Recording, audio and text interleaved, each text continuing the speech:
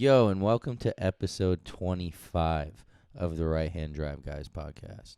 I'm Bobby. This is Aaron. Yo. And today we're continuing on with our live from IA interviews that we did with a couple guys. Today is Adam Hopkins. Have you ever heard of Adam before this? Yeah. Back in the day, I remember him like being like a tuning guy. Yep. And pretty much all my friends that had Hondas were like tuned by this guy. And this was like back in like 2008 probably. So like that's pretty much where I heard of him. I've never really met him before in real life, I guess you could say, but he was always one of those like, I don't know, dudes you see on the internet. Internet dudes, yeah. So he kind of talks about his past in tuning in Hondas and circling back to kind of those roots, which is pretty cool. So you never had a cartoon by him or anything? No, he was big in the Hondas back in the day, and I always had 240s and 240s, stuff like that. But yeah, I mean, for like the group of friends I was with, the big thing was like whatever he did to tune it with, it gave the cars like a full throttle launch. Wow. So it's like, like a two-step. That's pretty cool. And yeah, so all my friends were like dickheads about it and just did that every time they stopped, dude. Yeah. And like every time they took off, they were doing that. So yeah, I remember that was like always on everyone's list is to get the tune with Adam Hopkins because like he'll give you the full throttle launch. That's legit. Yeah.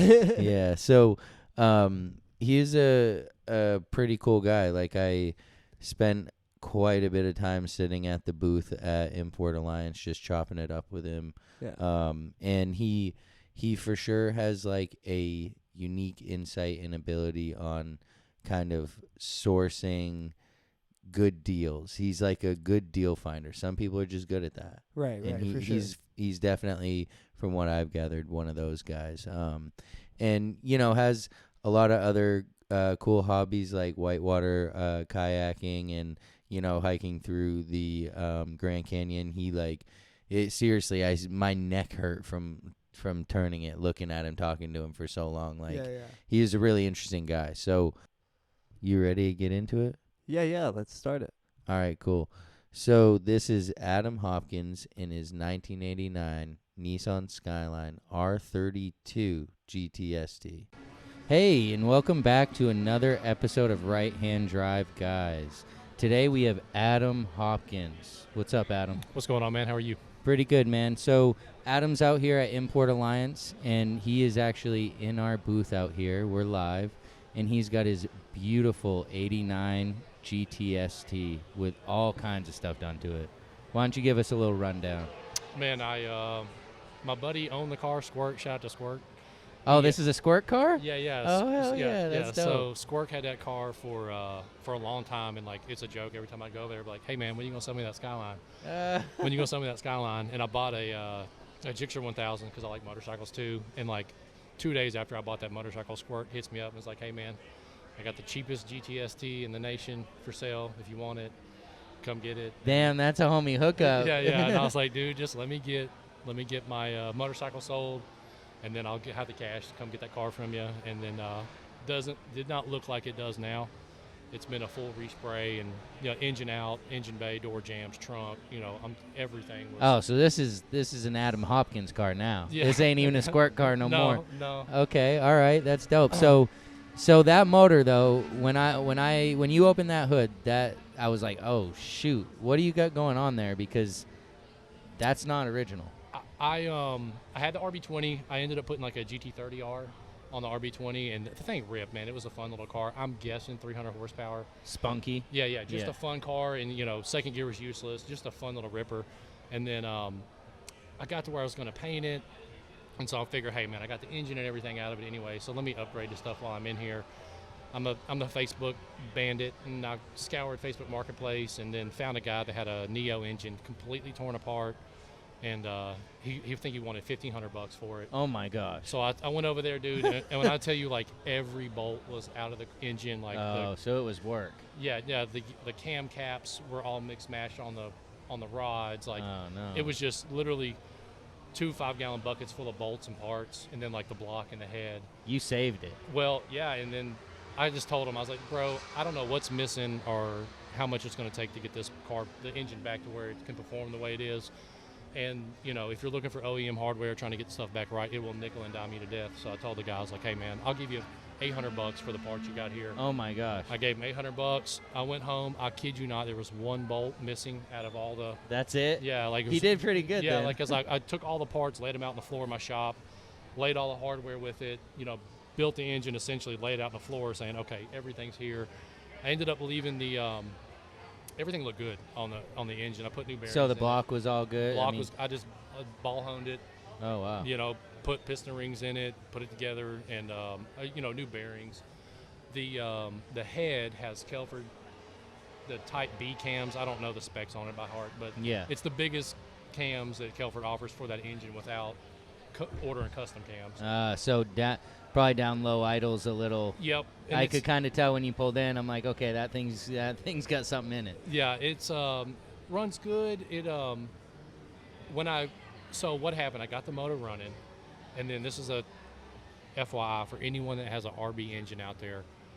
Replace your timing belt tensioner and your tensioner bolts with ARP upgrades. A dude on eBay sells them. It's like $70 or something for the bolts. What happened? I had the car running, finally got it ripping the way I wanted to, and the timing belt, the one that holds the tensioner, broke in the block and destroyed the head. Ah. So that's when I tore it all apart, and that's when I put the Kelford cams in there. I poured and polished the head, put stainless steel valves in there. I got Ferrera valves, titanium retainers, and valve springs. Dang. Kelford cams. So she's set. Yeah, she's ready. On a Dyno Dynamics on 14 pounds, we got 414 horsepower, which is that's a heartbreaker dyno. Yeah. So it's a pretty healthy engine. We ended up we're blowing out spark because the stock coil packs were crap on the dyno. Once we put E85 in there, and then started turning the boost up, the coils couldn't keep up. Yeah. So I ended up buying the PRP. The R35 coil kit, and luckily it fits all underneath that the valve. Yeah, you're lucky. assembly. Yeah, I got them, and it wouldn't fit under my RB26 cover. So now I got the naked top end. But yeah, and that would have been a shame because that valve cover set that you have there is actually something to be had, right? It's not regular. Yeah, it's if I'm not mistaken, so forgive me, I think it's coming on the R31 Skylines. Oh yeah, that's the originals. Yeah, and then it had the fin, they call them the fin valve covers, and some dude had it listed for the wrong car on eBay. I ended up getting them super cheap. Dang, what a come up, huh? Dude, I just scavenge the internet and I find deals and find connections and cool people, and without the community out there, I wouldn't have the car that I have. You know what I mean? Right, yeah, which is beautiful, right? To be able to find all these things, like when you were talking about the wheels and how you source those out of Maryland, and what was it, your brother-in-law picked them up for you? Yeah, he drove. He was stationed near where the wheels were. It was like a 30-minute drive for him, and he picked them up and brought them back to me in Tennessee when he came home for Christmas. So. And those are LM GT4s, right? Yeah, the bronze ones. I got the center caps. Like they're the. Yeah, and those they didn't reproduce the center caps, I know. So if you missing one, like 3D printing it or something weird, yeah. Yeah, and it's hard to get that anodized finished to make it look correct. Yeah, that's beautiful. And so your valve cover and strut tower bar, those are the same color, right? Like a different shade? Yep. I tried to match the wheels as close as I could with powder coat, Mm-hmm. and that's the closest color they had. I ended up putting it's an old logo Nismo strut bar, and then that thing's nice. And then I got the old school Vilside oil cap. Yeah, that turbo. Yeah, that is, and you'll see those going online, and that's another story, right? You found a guy that just didn't know what he had. Yeah, just messaged some dude on on Facebook Marketplace, and he was stationed in Italy, and he ended up. We just chatted back and forth online. He was like, "Dude, I'll let you have it for $160." Oh my Lord! He put it in a box and shipped it to me. So. Those are very sought after. It's just cool little knick-knack parts, and I tried to build the car with parts that would have been dope as shit to have on the car in the 90s. Right. You know what I mean? And I mean, for the most part, in Japan, yes. that it's pretty true to style. I mean, and we'll have some pictures and video of the car for you to look at. But I mean, this car has complete confetti interior, and if you're a Nissan guy whatsoever, you know how hard it is to find all of those pieces, and this guy has them. Yeah, it's again, the seats came from a dude in Malaysia, Oh my gosh! So this car really has parts from just all over the world. Yeah, all Wow. over the world. And once you find some part your heart falls in love with that you got to have on your car, you'll scour the corners of the internet to get it. It's so true. Yeah. So, and some of these parts, like you're saying, the LMGT4s, the Veal side, oil cap, those are things that you really can't get now. Yeah. I mean, you really can't get them, and if you see them, somebody's already scooped them up. So congrats to you on even being able to source those. it's just scouring Facebook and looking at old posts, and I'm not scared to message a 5-year-old post and be like, "Hey, bro, do you still got this part?" Has it worked out? Absolutely, dude. I got That's parts. crazy. I got parts from my NSX that showed up this week so, from a dude that had something that he listed, years ago, And so just never sold. And never sold it, and then whatever. they never tried again, and then you just message folks online, and hopefully they got what you need sitting in their garage, and they're happy to get rid of Wow. it, and I'm happy to have it. So That is cool because I've seen, old posts of items that I wanted, and I didn't take that same route. I was like, there's no way he's got this. dude, And I could have passed something up. Dude, my mom told me a long time ago, and it's helped me through this life, is that the answer is always no if you don't ask. So That's true. Yeah. So, I mean, yeah. and so as we sit here on the paddock at Import Alliance, everybody's just literally circling this guy's car. So that just tells you the quality of it. I mean, I'm just looking at myself in the paint right now. And that's new too, right? You've gone through this thing. Yeah, I did. Every bolt. The only thing I haven't done, which I have all the stuff to do it, I just don't have the time. That's what I lack. Yeah. I didn't pull all the suspension off and powder coat everything. Yeah. But that's the next thing. I got the I think it's G-Tech, like chassis braces to weld in all the subframe and all that stuff. Yep. The car runs and drives, and it's hard for me to tear it down and spend Oh, yeah. a month. You can't drive it. Yeah, yeah. yeah. I mean, my Aaron, the other guy who's usually on the podcast that has the 4-door I was talking about, he this past winter actually did what you're talking about. He took the subframe out. He welded in all the GK Tech braces, Yep. repowder coated it. It looks so amazing. So I can only imagine once you get to this that it'll look great. Yeah, I mean, that's all it really lacks is just a little freshening up underneath. But the car's overall pretty solid, man. And so what color would you do that suspension work if you're I'd just put gloss black. black? Yeah, the Yeah, I car's think that would black. look awesome. Yeah, and just black everything out. So, I mean, the car is obviously amazing. We've already established that. But what's Adam doing next?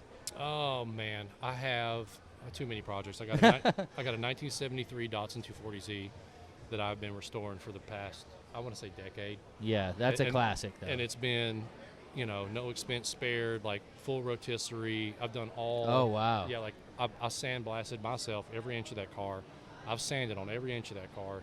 It's been painted. It's in the process of getting put back together. I got a carbon signal wide body kit for it. Whew. Some custom Watanabe, if I'm saying that correctly. Yeah. Wheels built by Love 20B. So they're 17 by 13 and a half in the rear, and then 17 and 11 and a half in the front. Ooh, that's gonna be Yeah. nice. I can picture that. What color are those? The faces are gray and the lips are polished. Ooh. The car it's called Blew Me Away Blue. It's a GM color. It's on a bunch of different cars, but man, I saw cars at car shows. I knew I wanted the car to be blue because the car was originally blue, and so I saw several cars. I saw it at a car show one time, and I said, "Hey man, what color is your car?" It was this color. The W388A is the paint code. And then I ended up going to another car show, saw another blue that I Dang. liked. I said, "Hey bro, what's the color of this paint code?" W388A. It's the same exact color. I was at a body shop looking at a car that somebody was painting and said, "Hey, what's this paint code?" W388A. And I It said, was speaking to you. "That's It my had to color, be man. it, I yeah. picked it out 3 times. That's my color." So That's cool. That's sweet because a lot of what you're saying, there's a story behind a lot of what you do. It's not for nothing, so Yeah. to speak. Like you have intention behind a lot of what you're doing, which I'm not going to say is rare these days, but it's very easy for somebody to just throw something together for no reason. Yeah. And it's cool to meet people that are really actually putting thought into what they're doing and having purpose, which that's dope. It clearly shows, man. Well, I'm building that Datsun, and originally I built it to just have a track car I could beat the crap out of, but man, I've made it too nice, and I'm going to be. Yeah. It's again, it's carbon signal wide body kit on it. I got a 6-liter fully forged LS with a LS3. Oh, heads. for it? Yeah, for it. Oh, yeah. wow. TVS 2300 blower.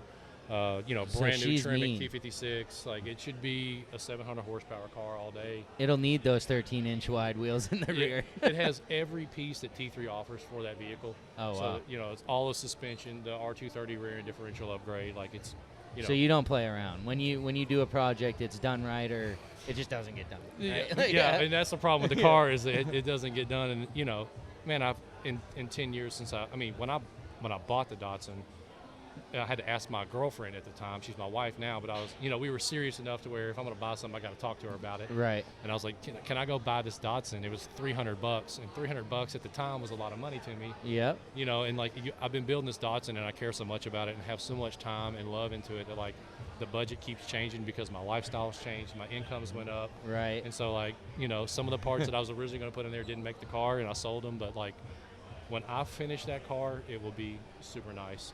It'll be the best Datsun you've seen. Yeah. Well, I mean, shout out to Sean. He's that LSZ guy. He's on Instagram. You should look him. It's DATLSZ guy.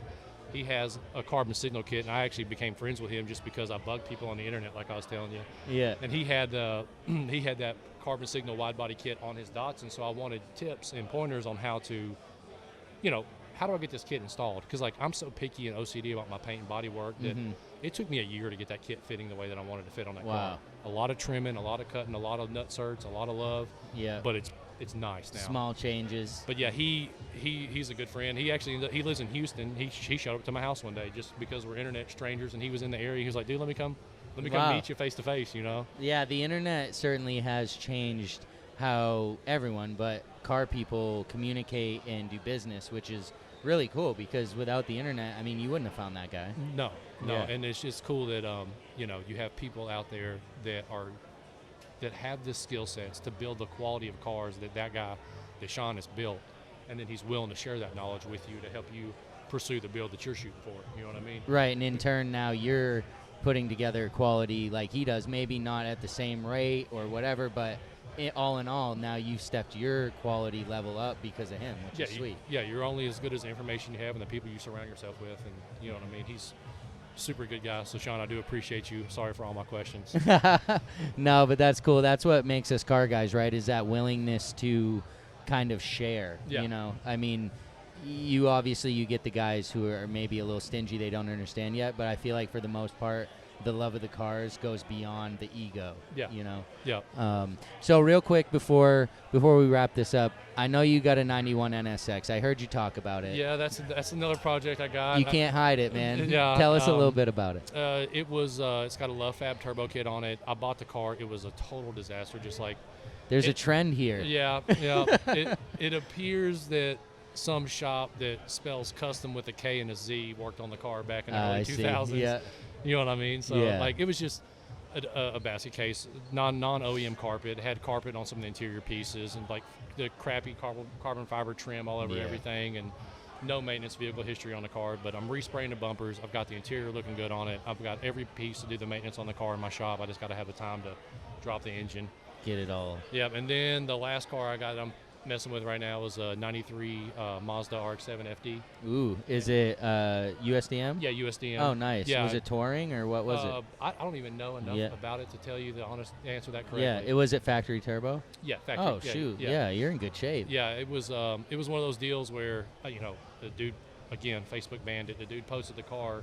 It was like 7 minutes after he posted the car. I'm like, hey bro, what's up? And he ended up he lived in Alabama, so it's a little bit of drive for me, but I picked up an FD with an engine and a transmission, and the dude looked me in the eye and said, hey, if you bolt this stuff together and plug everything up, the car will run.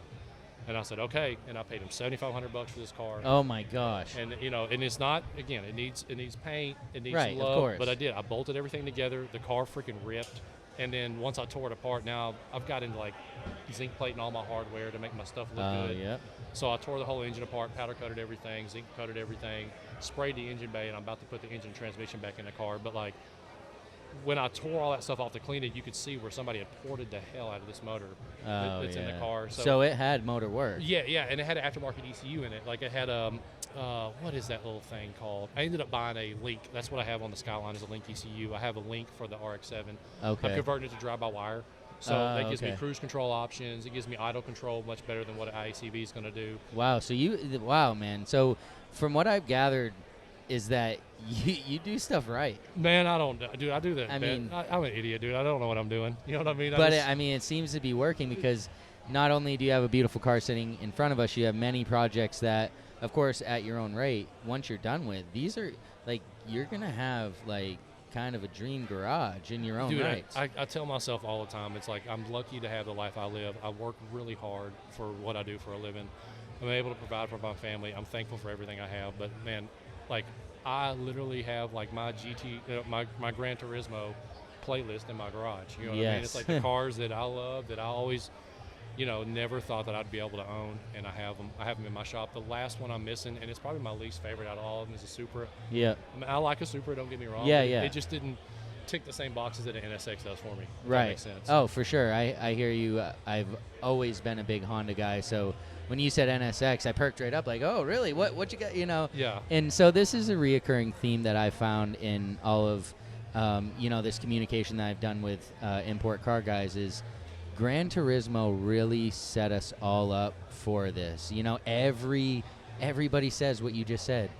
I have or am working towards my garage that I had in Gran Turismo, No, and I feel like we were really lucky maybe to be at our age we were when that dropped and to have really taken that in and now realizing it, it's dude, crazy. I mean, I think that's why, we like, our generation likes the import cars the way that we do is because of Gran Turismo and Forza and all those video games. Yeah, I agree. Just like EDM music, man. I listen to, I played video games with a repetitive electronic It's music. so true. You know what I mean? And like, on loop, yeah. Yeah, and like that's the, I like EDM music. So it's just, it's what I was exposed to as a kid.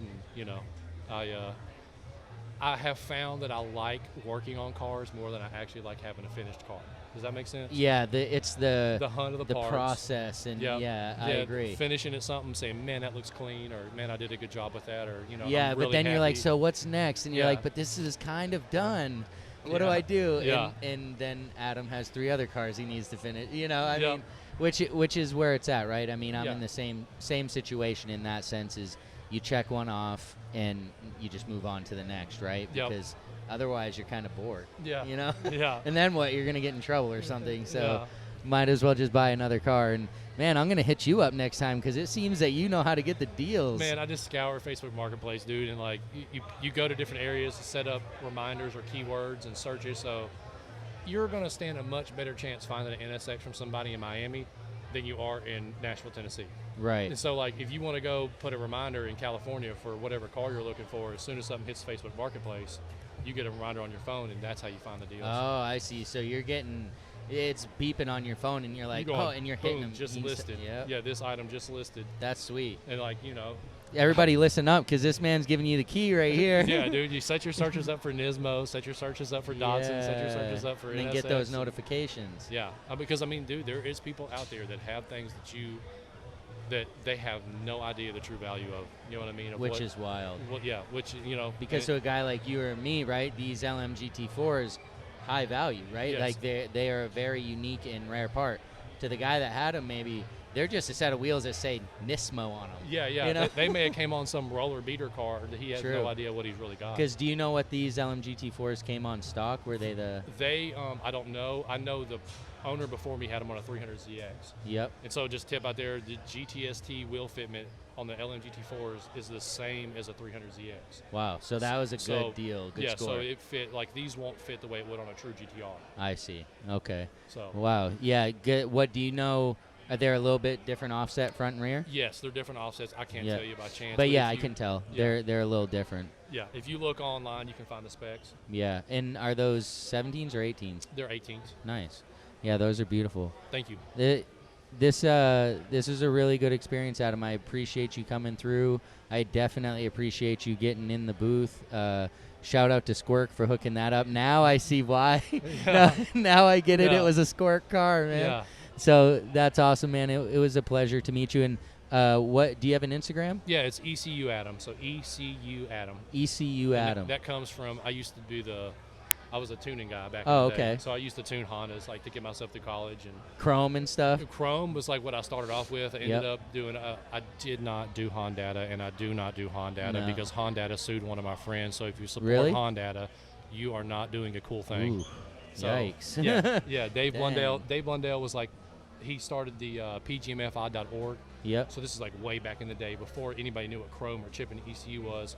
This guy set up the foundation for what Chrome and everything else was built off of. Ah, I see. And what happened is somebody posted a patch to K-Pro on his forum, and he didn't take it down soon enough, and Honda sued him, so I just won't support their products. Yeah, that makes sense. Ended Yeah, up going EC Tune is what I tuned. I don't know if you remember that software. Yep. Calvin made that software. I was like one of the first dealers tuning EC Tune back in the day, and that's just my love come from Hondas. I just got past them when I quit messing with Civics and stuff, but Yeah. I'm back with my NSX. Yeah, and I hear you too. It was kind of the same thing. I had a few EK9 Civic Type Rs and EG6 SIR, and then I kind of felt like maybe I outgrew those and moved on to Nissan. Yep. But now I'm feeling like I should have never outgrown those and just stuck with them both. You know what I mean? Yeah, I Same do. thing. Dude, if you don't think that I love a EF fucking Civic, Oh yeah, like I mean that's such a classic, and maybe when we were younger it was like, oh, that's old, right? Like Yeah. because we, but now it's like, oh my gosh, where can you even find one of those? Yeah. Yeah, set your Facebook notifications for Man, EF Hatch. no, Yeah. If I bring another car home, it's going to be a Supra because my wife will kill me over a Civic. Yeah. Yeah. Yeah. All right, Adam, we appreciate it 100%, man. Good luck, and if you're on Instagram, follow ECU Adam. Until next time, man, it was good to meet you. You too, man. Thank you. Adios. Bye-bye. So that was Adam Hopkins, aka ECU Adam. So that sounded kind of like what you had heard, right? With the Hondas and tuning, and that's how he kind of got his tuning thing. Yeah, for sure. That falls right in line, man. And really, I haven't really kept up with him since back in the day. So it's cool to see how he's progressed and moved on to other things, and doing Nissans, and has a pretty sick Skyline. Yeah, and apparently very he's doing nice. Nissans, Hondas, Mazdas. Right. He's everything. really doing it, Yeah. So it was really cool for him to just throw out for some people maybe, the Facebook Marketplace stuff is simple, but for other people listening, he threw out a little bit of game there as far as getting alerts on some of these parts. Yeah. I For thought sure, that was yeah. pretty helpful. I mean, I learned something. Yeah, for sure. And I'm like, damn. And also, what he said, if you don't ask, the answer is always going to be no, or whatever along the lines. Yeah, his mom told him that. Right. That's true. Yeah, dude, for send sure. some of these people messages. Ask them if they'll ship the parts. Ask them, what are Right. they going to do? Say no or ignore you? What do you have to lose in that sense? It's true if you really look at it like that, as long as you're not being an overbearing type person and you're just shooting your shot, then get it, Yeah. in that sense. So, yeah, and it was, just cool to keep hearing him throw out these projects, Yeah. and this one, but they all have a plan, have parts ordered, on order, are in a process. Yeah. So that to me was pretty wild because he's keeping track of multiple builds Yeah. at one time. Pretty high standard builds. Yeah. So that's sick. Yeah. And I mean, yeah, so seeing the car in person was cool. It was a clean car. It was really nice, and he was very particular about the things that he did with it. Yeah. And I think he did try to keep it as period correct as he could. Yeah. Um, He sounds like one of those guys that does a lot of work, all himself, right? yes, I you believe so. say, Yep. As far as building the engine and Yeah, doing all exactly. that work, and even painting, right? Talking about spraying the engine bay and yeah, doing that stuff. That's pretty dope. If you can do literally everything. yeah. No, Like- and it keeps it under your quality, Yeah. what you would like to see, even if it takes you longer. Right. And dude obviously takes pride in his work. And yeah. it shows. Oh, that for car's- sure. That car looks clean. Yeah, it's got a 100%. big old snail under the hood, dude. It really does. I was Yeah. like, holy moly, this thing's fitted. Yeah, it sounds like a good rip. Yeah. Of him backing out of the booth at IA, and the thing is mean sounding. Oh to yeah, say I the bet. least. Has some big nasty cams in it. Yeah, I wish I could have gotten a ride in some of these cars with the people that I interviewed, like Richie last week. Right. I would have loved to ride in that car. I love CTRs. Would have loved to have ridden in this car. It sounded just nasty. So one of the things that him and I brought up, and maybe we've talked about in the past, was just that whole Gran Turismo garage thing. Yeah. That really I feel like is a trending thing. Yeah, because I mean, I think it did touch on like a lot of people, because it was like our first taste of that. So like, I mean, for me, for instance, it was. So I think, I mean, that video game was everywhere. So like, it's gonna touch everyone. Yeah. It's widespread, right?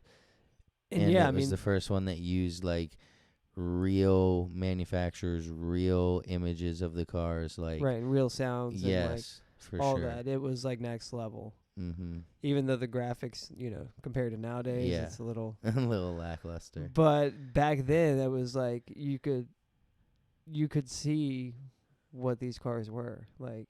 Oh, for sure. Without having to, let's just say, go to Japan or go to Europe or go to a dealership. Right. Like, you got to feel it. And then right. And read like the whole description about it if you were into that. They always had like this super long description about it. Yeah. You're almost like programming yourself right through that. Yeah, it's pretty wild to think, Yeah. So that was just cool to have him also say that along Right. with everybody else that we've interviewed and just talked to along the way. Yeah. So yeah, he was like a really cool guy, and I was definitely pumped after meeting him and kind of inspired to start trying to look for deals, and because he's kind of has that infectious personality where like he gets excited about it and you're like, yeah, no, I need to look for deals too. Yeah, for sure. And that, some of the deals that he says he's gotten, like, you're like, sounded pretty dude, wild, like $7,500 for an FDRX7. yeah, like come on, USDM. like what is going on? Guy either is just lucky or he's doing it right for sure. Right. But he's been doing it a long time too. Like that is I'd true. imagine. He's So, not he's not new to the game. right. That's for sure. And it seems like with all of his projects, he's gonna keep going. Yeah. Yeah, that's Seems cool. like it. I'm excited to see him next year. At IA and catch up. Like I said, he does like whitewater kayaking, and I'm excited to hear how his most recent trip went. So that'll be cool. Shout out to Adam. It's at ECUADAM.